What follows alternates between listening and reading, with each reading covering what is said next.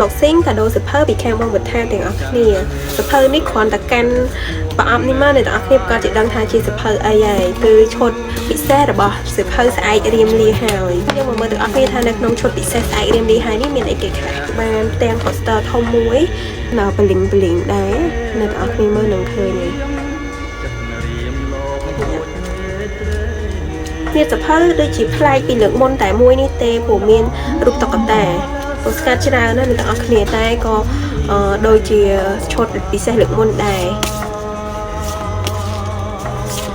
ទូប្រុសសង្ហាដល់ហើយគេទៅនេះស្អែករៀមលាហើយជាប្រភេទសិភៅក្របរឹងហើយមាន jacket ពីខាងក្រៅដែរស្អែករៀមលាហើយ goodbye my darling នេះគេមាន spray សងខាងដែរមានទូប្រុសទាំងខាងក្រោមទាំងខាងលើក្នុងនេះគាត់ដូររូបតែ jacket ទេចំណែករូបសិភៅខាងក្នុងគឺគាត់រក្សារូបដើមប៉ុន្តែគាត់ថែមមកបលីងនៅកន្លែងសិភៅហ្នឹងណាតែគឺរចនាប័ទ្ម